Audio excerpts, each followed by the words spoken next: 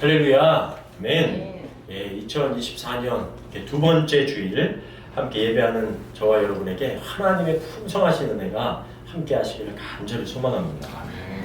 2024년을 어떤 말씀으로 여러분과 함께 나누면 좋을까 고민을 하다가 우리가 전 세계적으로 겪고 있는 이 기후재앙 그리고 경제적인 어려움 속에서 하루하루 힘겹게 살아가는 가운데 우린 도대체 어떤 신앙을 가져야 하는가 고민하고 있는 주의 성도들에게 예수님께서는 어떤 말씀을 주실까를 생각해 보게 되더라고요.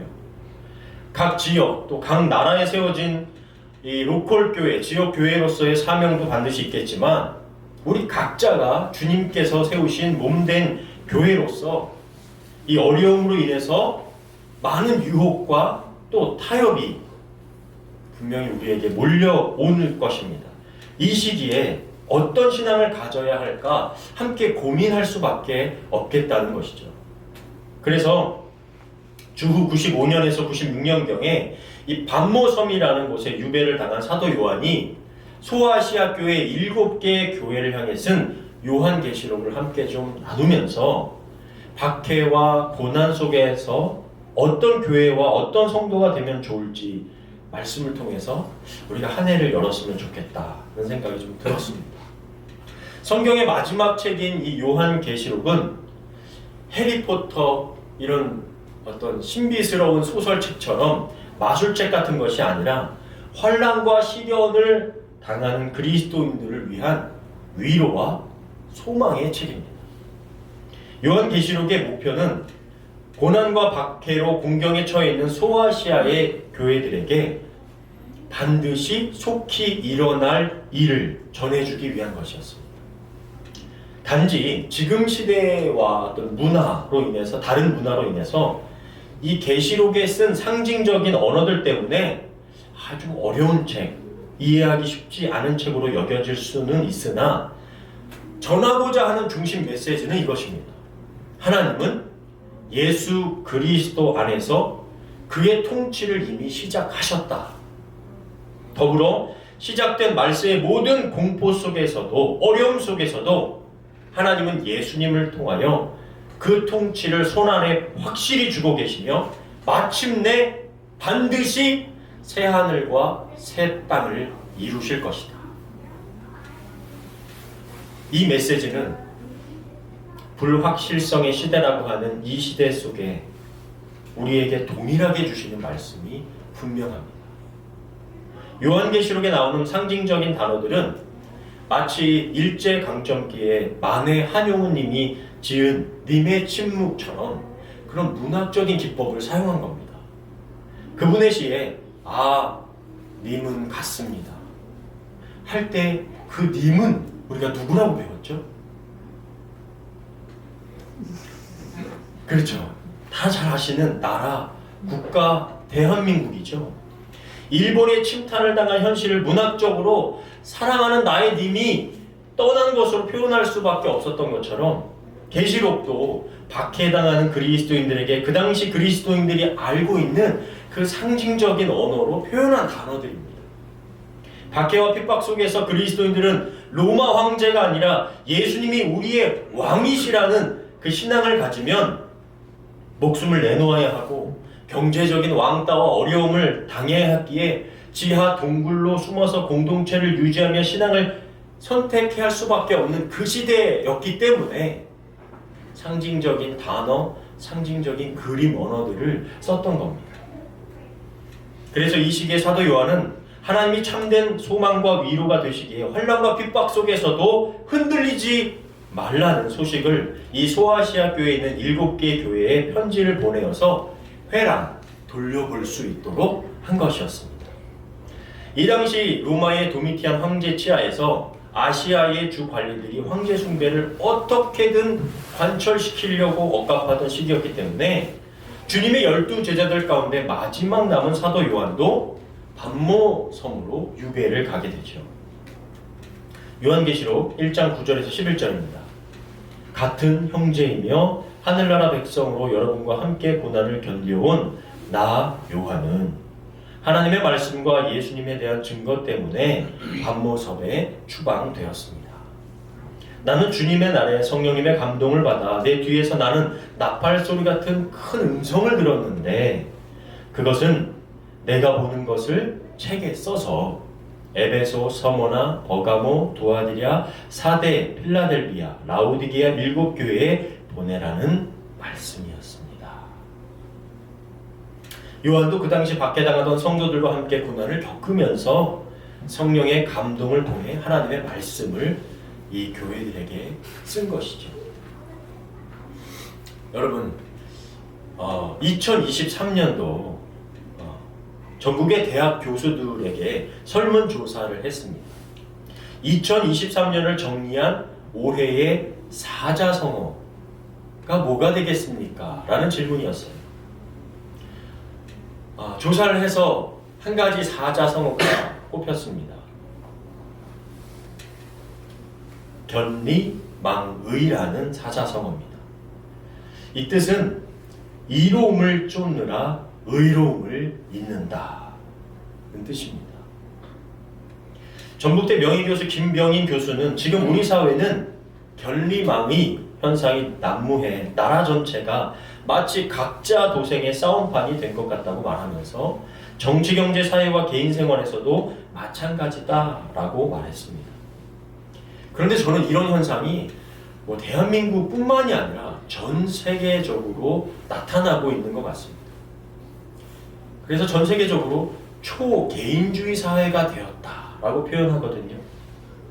작년에도 한번 말씀드린 적이 있습니다만 OECD 국가를 대상으로 조사한 무엇이 자신의 삶에 가장 중요한가라는 질문에 대부분의 국가들, OECD 국가들 대부분은 가족을 제일 중요한 가치라고 말했고 두 번째는 건강이었습니다. 그런데 OECD 국가 중 대한민국만이 제일 중요한 것을 무엇으로 꼽았을까요? 네. 물질, 돈으로 제일 중요한 가치로 꼽았습니다. 우리가 세상 안에 살지만 흘러가는 세상의 가치가 우리를 삼켜버리면 우리는 참된 인간성을 가지고 살 수가 없습니다. 이 세상에서 올바른 가치와 의의를 추구하지 않고 나의 이득을 위해 참된 가치를 저버리는 세상은 주님이 보시기에 지옥이라고 말할 수밖에 없는 것이죠. 아무리 국가와 개인이 경제적으로 성장하고 발전하는 것 같지만 머지않은 날에 모래 위에 지은 집처럼 인간성, 인격, 사회, 가정이 흔들리고 무너져 버리게 됩니다. 놀랍게도 독립운동가셨던 안중근 의사는 견리사의, 견위수명, 이로움을 보거든 의로움을 생각하고 위태로움을 보거든 목숨을 바치라 라고 말했습니다. 그런데 한 세대가 조금 지난 2023년은 견리망의, 이로움을 쫓느라 의로움을 잊은 시대로 남게 된 것이죠. 여러분, 안중근 의사가 살던 시대보다 지금 더 경제적으로, 물질적으로, 아니 의식주 어떤 면에서도 풍족한 시대를 살아갑니다. 그런데 의를 버리고 이익을 먼저 생각하는 것은 분명히 시대적인 문제가 있고 깨닫고 반성해야 될 때라는 것이죠. 이렇게 우리는 유혹과 타협, 물질주의와 성공주의로 사람의 가치를 평가하는 시대에서 그리스도인으로서 살아내야 하는 사명이 있습니다. 어떻게 하면 신실한 그리스도인으로 살 수 있을지 앞으로 7개 교회 주시는 말씀을 보면서 의로움을 깨닫고 붙잡을 수 있는 한 해가 되시기를 바랍니다. 첫 번째로 나눌 교회는 에베소 교회입니다. 요한계시록이 쓰일 당시 이 에베소는 로마 제국에서 4번째로 큰 도시였고요. 정치, 경제, 사회적으로 아주 영향력 있는 도시였습니다. AD 96년에 에베소의 인구는 대략 22만 5천 명 정도로 그 당시에 세계적인 규모의 도시였고 이 도시에 있는 원형극장은 2만 4천 명을 한 번에 수용할 수 있을 정도로 아주 거대한 극장을 가지고 있었습니다. 현재 밴쿠버의 인구를 제가 조사해 보니까 271만 명 정도 되는데 2000년 전인 것을 감안하면 에베소는 상당한 경제력이 있는 도시라는 것을 알 수가 있습니다. 종교적으로는요, 에베소에는 다산과 풍요의 신인 아데미 여신의 신상의 고향으로 알려져 있고요. 그래서 사도 바울이 에베소에 선교할 때에 많은 사람들이 예수님을 믿고 돌아서면서 우상을 멀리하게 되니까 이 우상을 만들어 파는 사람들이 소동을 일으켰던 사건이 사도행전에 아주 중요하게 기록이 되어 있습니다. 사도행전 19장인데요. 네, 소아시아 7교회이고요. 지금은 저 지역이 현재 터키 지역으로 많이 알려져 있습니다. 사도행전 19장 23절부터 28절까지 말씀인데요. 그 무렵 사도들이 전한 주님의 말씀 때문에 에베소에 큰 소란이 일어났다. 거기에 데메드리오라는 은세공인이 있었는데 그는 은으로 아데미 여신의 모조 신전을 만들어 직공들에게 적지 않은 돈벌이를 하게 하였다. 에베소에 굉장히 큰 수입과 또 이런 경제적인 돌아가는 것이 이 아데미 여신의 수입이 굉장히 컸던 것이죠. 그가 하루는 직공들과 동업자들을 불러놓고 이렇게 말하였다. 여러분, 우리는 이 사업으로 잘 살고 있습니다. 그런데 바울이란 사람이 사람의 손으로 만든 것은 신이 아니라면서 에베소뿐만 아니라 온 아시아에서 많은 사람들을 설득하여 그들의 마음을 돌려놓은 것을 여러분도 보고 들었을 줄 압니다.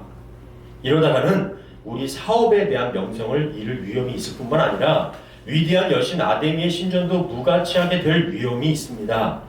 그렇게 되면 아시아와 온 세계가 섬기는 아데미 여신의 위엄마저 사라져버릴 겁니다. 그들은 이 말을 듣고 화가 머리끝까지 치밀어 올라 위대한 에베소의 여신 아데미여 하며 고래고래 소리쳤다. 하면서 이 로마의 군인들까지 동원되는 그런 소동이 이 에베소에서 일어났던 것이죠. 이렇게 아데미 여신이라는 우상을 통해서 에베소는 우상으로 장사를 하며 살았고 종교주의가 아주 가득한 완고한 지역이었어요. 그 가운데 에베소 교회가 바울에 의해서 세워지게 되고요. 아굴라와 브리스길라 부부가 그리고 디모데에게 의해서 에베소 교회는 계속 양육되어졌습니다.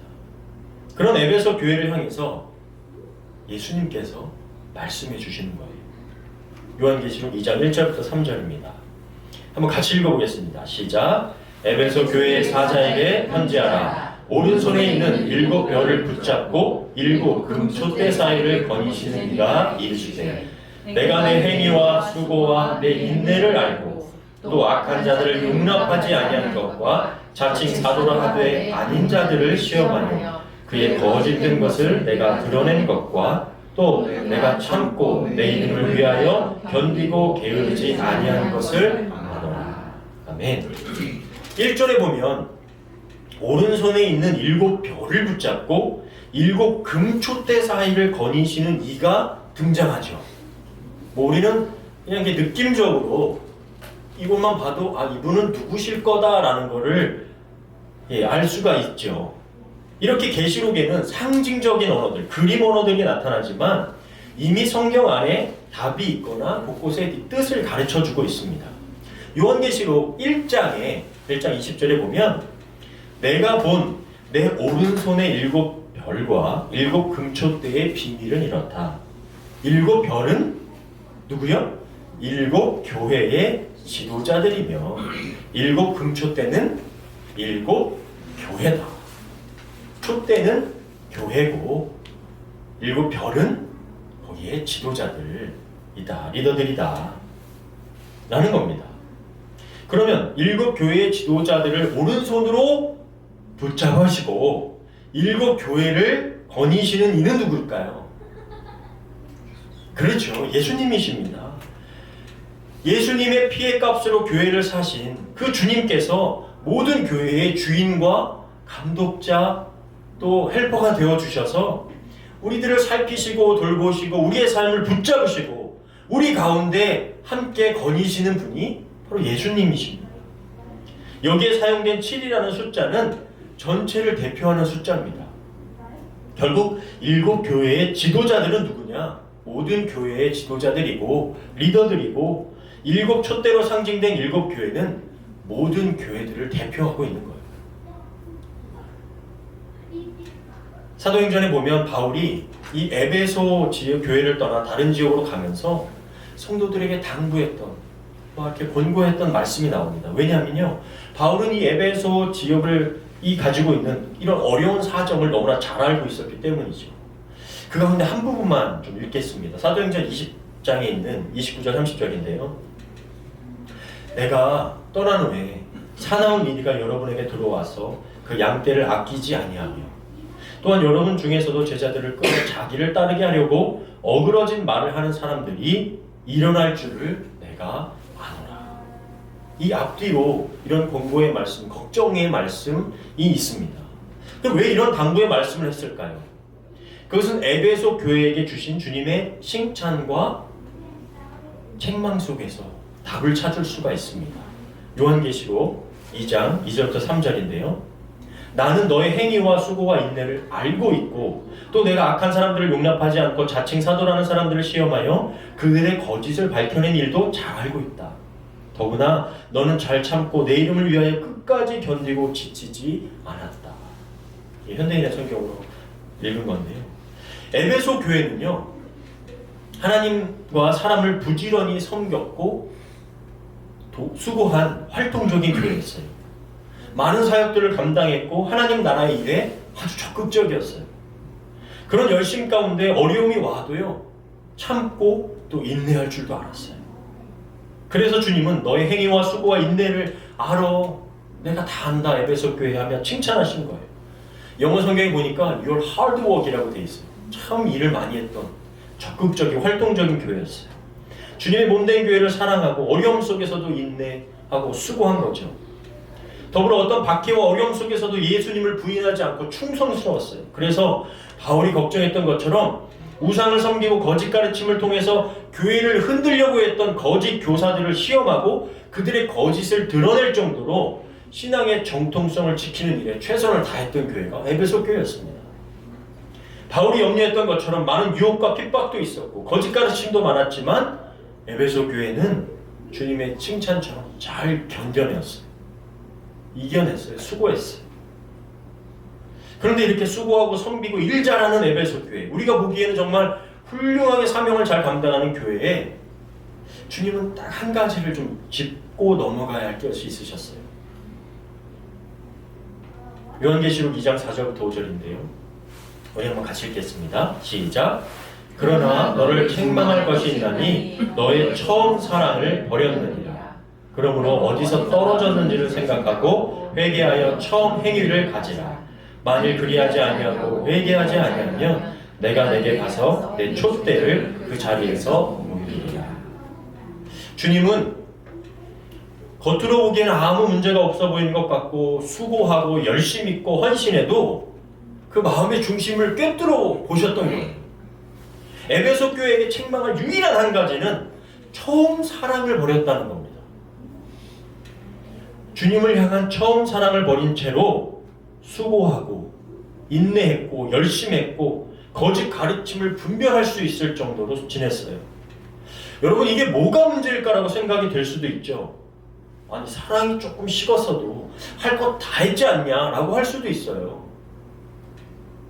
여러분, 부부 사이에서 정말 상대방을 향한 사랑, 한국식으로 최소한의 정이 없는 상태로 가정에서 아빠는 아빠대로, 엄마는 엄마대로 할 일만 잘하면 건강한 부부 사이인가요? 아니, 사랑이 없어도 또 그렇게 얼마나 할 수 있을까요? 얼마나 그렇게 지낼 수 있을까요? 성경학자이며 목회자였던 존 스토트 목사님은 사랑을 잃어버린 교회를 세 가지 모습으로 이렇게 말합니다. 사랑이 식은 교회 세 가지 모습. 첫 번째, 사랑에 감격이 식어버린 거예요. 예수님께서 나를 얼마나 사랑하셨는지 그 감격이 식어진 거예요. 그것이 신앙생활을 오래 했건 형식적이 되었건 그런 사랑이 많이 식어버린 거죠. 두 번째, 하나님의 사랑에 반응이 없어요. 세 번째, 사랑이 없는데도 수고하는 거예요. 일로서 그냥 수고하고 헌신하는 거예요. 여러분, 우리가 하나님을 사랑하지 않고도요, 예배 자리에 앉아 있을 수 있으세요, 없으세요? 있죠. 저도 그렇게 많이 해봤죠.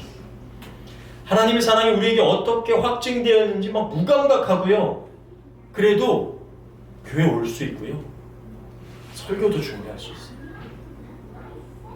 하나님을 사랑하지 않고도 섬기고 봉사하는 자리에 계실 수 있으세요, 없으세요? 있죠. 우리 딱 얼굴에 첫발 깔고 잘할 수 있잖아요. 하나님을 향한 외적인, 형식적인 경건의 모습과 예배는요, 계속될 수 있어요. 그것이 비참한 상태인 것을 모르고 계속할 수 있어요. 주님은 에베소 교회를 정확하게 진단하셨어요. 그들에게 너무 외부의 공격이 많았는지도 모르겠습니다. 어떤 이단들, 거짓 가르침들 이런 게 너무 많았는지도 모르겠어요. 그래서 그걸 막으려고 애쓰고 수고하고 교회를 지켜야 되는 생각, 교회를 위한다는 생각으로 헌신하고 수고하느라 너무 지쳤는지도 모르겠어요. 그래서 교회의 머리 대신 예수님을 신경 쓸 겨를이 없었던 것 같아요. 내가 왜 이걸 하고 있는지 그 근원을 찾지 못하고 본질로 돌아가지 못한 채 그냥 열심을 냈던 것 같아요. 그런데 예수 그리스도에 대한 사랑의 마음이 떠나면 우리 신앙의 순전함과 진실함이 상실되고 형식, 외형, 허례화식 그런 것만 남아서 마음의 중심에서 정말 주님에 대한 기쁨이 사라져버리죠. 예수님 때문에 기뻐해야 되고 예수님 때문에 내가 지금 이 열심히 있는 건데 그 기쁨과 열정이 식어버려요. 자꾸 내 상황과 환경의 변화가 주님이 함께 하시는 증거로만 보여지죠. 어려움에 주님이 나와 함께 하시지 않은 것 같고 좀 잘 되면 주님이 나와 함께 하시는 것 같고 어떤 외부적인 것으로만 자꾸 주님과의 관계를 따지기 시작해요. 성숙함은 없어지고 일희일비 해버리는 신앙이 되어버립니다. 그러면 교회에 대한 원망과 불평이 시작돼요. 사람이 보이고 문제가 보이고 감사는 사라져요. 그래서 우리는 예수님에 대한 마음이 없는 종교생활, 예배생활에 대해 두려워할 줄 알아야 됩니다. 처음 사랑, 주님께서 내게 행하신 사랑에 대한 감격이 무뎌지고 식어졌다면 진지하게 돌아봐야 됩니다. 하나님 앞에 엎드려 회복시켜 주시기를 기도해야 해요. 신앙생활은 예수님과의 관계가 전부라고 해도 과언이 아닙니다. 교회에서 만나는 사람들, 예배, 기도, 찬양, 감사 이 모든 것은 주님과의 관계 때문에 이루어지는 것이지 어떤 다른 이유로도 앞서지 않습니다. 주님이 우리를 어떻게 사랑하셨는지에 대한 반응으로 우리의 모든 신앙생활은 이루어져야 돼요. 그 사랑이 없으면 모든 삶과 사역의 생명력, 영성이 약해집니다. 내 삶의 존재 이유가 다른 것이 되어버리기 쉽습니다. 대한민국 사람들이 물질을 제1로 여긴다고요? 우리도 대한민국 사람이잖아요. 그 사랑이 없이 사역하기 힘들어지고요. 무기력해집니다. 교회 나오는 것이 기쁨과 감사가 아니라 일이 되고 이익을 따지고 시간을 따지기 시작하죠. 내 삶을 믿음으로 살며 증명하지 않고 하나님께 당신의 살아계심을 먼저 증명해내라고 자꾸 요구해요. 그래서 주님은 처음 사랑을 회복하길 원하시고 어디서 떨어졌는지를 생각하며 회개하고 처음 행위를 가지라 라고 말씀하신 거예요. 그럼 예수님이 말씀하시는 처음 사랑은 뭐죠? 처음에 사랑했던 느낌을 되찾으라는 걸까요? 처음에 나를 구원하신 은혜에 대한 감격을 회복하라는 것일까요? 네, 저는 그것도 틀리지 않다고 생각합니다. 하지만 그것보다 처음 사랑이라고 말씀하신 이 본문의 내용은요, 유일한 사랑을 말씀하시는 거예요. 예수님 말고 다른 것은 없어. 너에게 예수님만이 유일한 사랑이니? 라고 물어보는 거예요. 그걸 다시 한번 점검하라는 겁니다. 내 마음에 가장 소중한 분이 누구인지에 대한 것을 회복하라는 겁니다. 에베소 교회는 진실했고 최선을 다했고 수고했다고 여길 수 있죠. 교회를 공격하는 이단과 맞섰죠. 그런데 그것에 너무 집중한 나머지 그와 같은 수고와 행위의 모든 이유 되시고 유일한 사랑 되신 주님이 내 마음의 순위에서 밀려나 버리고 마는 거예요. 많은 사역자들 그리고 교회에서 수고하시는 또 여러분들 최선을 다해 교사도 하시고 신방하고 예배도 준비하고 보이지 않는 곳에서 묵묵하게 수고하고 헌신합니다. 아프고 가정에 어려운 일을 당하신 분들을 위해 열심히 기도합니다. 손이 부족한 가정에 돕는 손길이 되어주시기도 합니다. 그런데 많은 일로 인해 주님과의 관계의 시간이 부족해지면 내가 일을 하는 것인지 주님의 사랑으로 하는 것인지 혼란이 오기 시작하죠. 피곤하고 지치고 약해지면 나의 수고를 아무도 몰라준다고 시험에 들기도 합니다. 비단 교회에서 섬기는 일뿐만이 아니라 살아가는 모든 일상에 마찬가지입니다. 그래서 다시 한번 우리 요한계시록 2장 5절을 좀 확인해 볼 필요가 있습니다. 그러므로 어디서 떨어졌는지를 생각하고 회개하여 처음 행위를 가지라. 만일 그리하지 아니하고 회개하지 아니하면 내가 내게 가서 내 촛대를 그 자리에서 옮기리라. 이것을 세 가지로 좀 요약해 볼 수가 있습니다. 기억하라는 거예요. 하나님께서 인도하신 과거를 기억해라. 내가 어디서 떨어졌는지를 생각하라. 두 번째, 회개하라. repent. 당장 일어나서 죄를 끊어라. 하나님께서 주시는 생각이 아닌 인간적인 생각을 끊고 다시 돌아와야 된다는 거예요. 세 번째, 인간적인 생각을 다시 시작하라는 겁니다. redo. 처음 행위를 가지라. 그 유일하신 예수 그리스도로 시작했던 그런 마음의 행위, 그때 시작했던 그 자세를 다시 가지라는 거예요. 주님의 당부는요, 채찍질하고 혼내려고 하는 게 아니죠. 회복시키시고 살리시려고 말씀하시는 겁니다. 우리에게 기억하고 회개하며 다시 시작하길 원하시는 것은 진정 우리가 하나님의 사람으로 다시 한번 회복되고 일어나길 원하시는 겁니다. 그렇게 되지 않으면 5절에 내 촛대를 옮기신다는 것은 진짜 건강한 교회가 되지 못한다는 거예요. 진짜 건강한 성도가 될 수 없다는 겁니다. 왜죠? 주님의 처음 사랑, 유일한 사랑이 없으면 형식만 남은 종교, 일이 우상이 되는 종교인이 된다는 거예요. 우리 삶에 이익을 쫓고 의로움을 버리는 인생이 되기 때문입니다. 늘 과거는 있는데 하나님과 함께하는 현재가 없으면 이것보다 비참한 그리스도인이 없어요. 신앙의 생명력, 그 영성의 깊이가 사라지기 때문입니다. 그래서 주님이 이 말씀을 듣는 자, 이기는 그에게는 생명나무의 열매를 주신다라고 말씀하신 것이죠. 요한계시록 2장 7절 같이 한번 읽겠습니다. 시작. 귀 있는 자는 성령이 교회들에게 하시는 말씀을 들을지어다. 이기는 그에게는 내가 하나님의 낙원에 있는 생명나무의 열매를 주어 먹게 하리라. 아멘. 여러분, 생명나무가 본래 어디 있던 건지 아시죠? 에덴 동산에 선악을 알게 하는 나무와 생명나무가 같이 있었습니다. 그런데 처음에 창조 때의 생명나무는 인간의 죄 때문에 이제 더 이상 접근하지 못하게 되죠.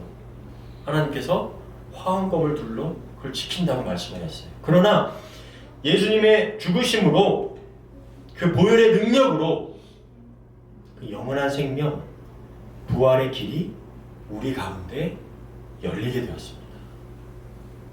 결국 이 생명나무는 예수 그리스도를 말씀하시는 거죠.